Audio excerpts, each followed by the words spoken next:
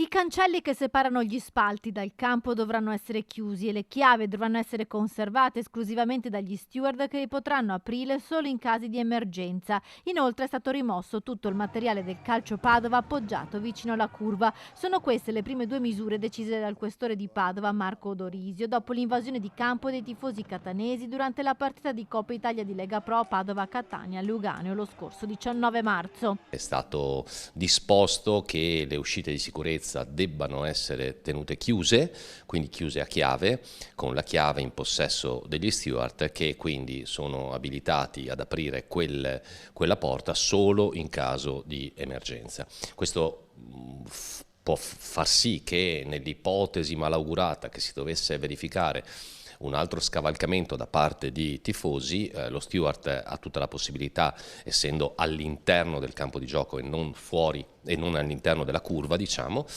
di poter anche andare a chiedere aiuto e tenere chiusa quella porta. Scene di guerriglia urbana come quelle che si sono verificate a Luganeo sotto la curva nord del settore ospiti non si devono più verificare, dice l'assessore Bonavina. Quasi un centinaio gli ultras etnei che hanno fatto invasione di campo dopo che uno di loro ha scavalcato e aperto il cancello di accesso. 11 di loro sono stati arrestati e per 17 sono scattati provvedimenti di Daspo. Nel vertice in questura tra Comune, Società Biancoscudata e Forze dell'Ordine, seguita al sopralluogo di sabato allo stadio del Questore, si è anche parlato di un potenziamento dei controlli durante l'accesso allo stadio dei tifosi. Abbiamo il tempo per verificare anche in futuro come poter ottimizzare l'ingresso dei tifosi ospiti, soprattutto con riferimento alla curva nord, e quindi valutare la zona di prefiltraggio, il filtraggio, i tornelli e quant'altro.